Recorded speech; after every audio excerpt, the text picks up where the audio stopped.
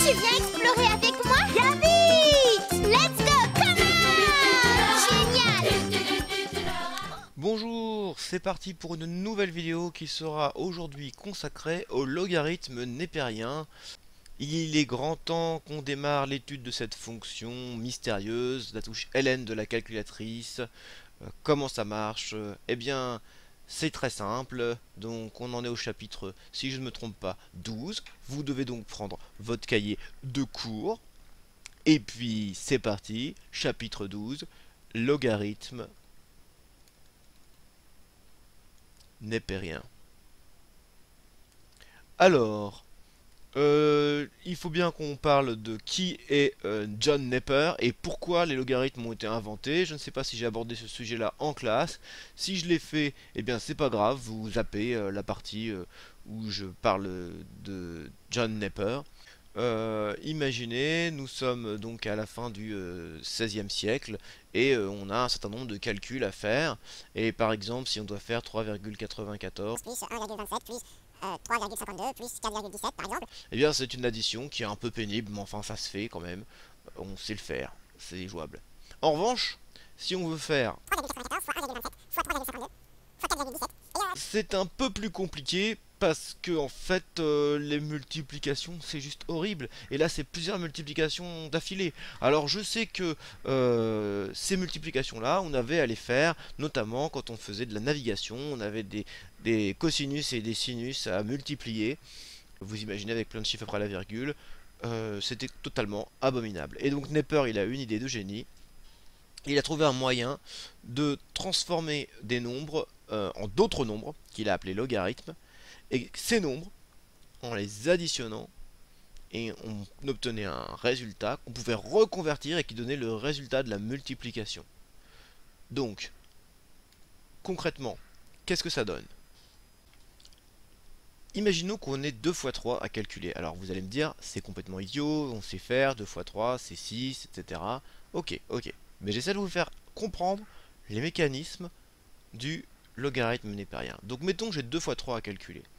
Alors le logarithme népérien de 2, c'est à peu près 0,69. Voilà, j'ai quelques chiffres après la virgule. Le logarithme népérien de 3, c'est 1,09, etc.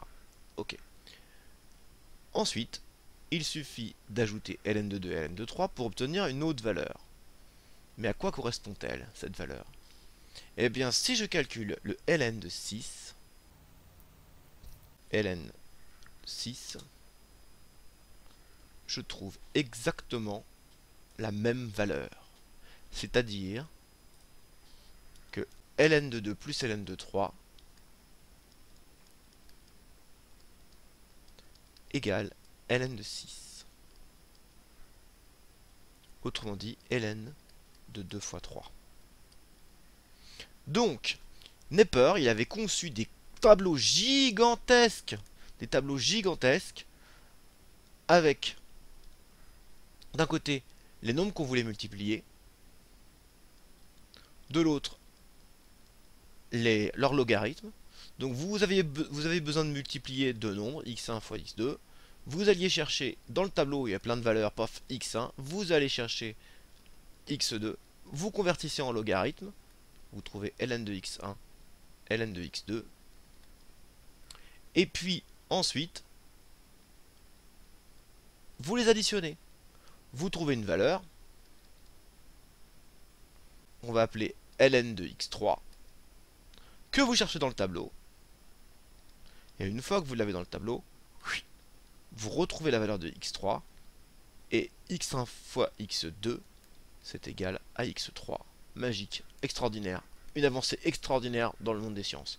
Alors, les logarithmes, on aurait pu les oublier à partir du moment où on a eu des calculatrices qui nous permettaient de faire des calculs compliqués, même encore plus compliqués, sans problème. Mais, en réalité, les logarithmes est lié à deux fonctions de référence que sont l'exponentielle et la fonction inverse.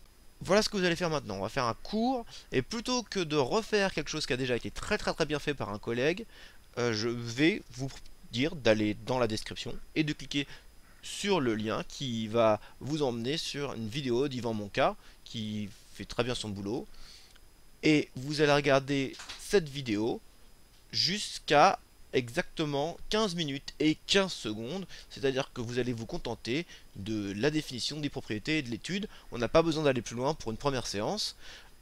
Vous pouvez, même vous devez recopier ce que raconte Yvan Moka dans votre cours. Ça veut dire qu'il va falloir choisir vous-même les numéros de paragraphes et éventuellement les titres de paragraphes si vous voulez, mais encore que définition, propriété et étude, ça convient très bien. Et oui, il va falloir faire preuve un petit peu d'initiative. Je compte sur vous, et une fois que vous avez vu cette vidéo, donc une fois que vous aurez recopié le cours, on va passer aux exercices. Je vous invite à ce moment-là à cliquer sur la deuxième vidéo qui sera mise en ligne bientôt, où je vous donnerai les exercices à faire et je donnerai des indications pour faire les premières questions. Voilà. Allez, bon visionnage.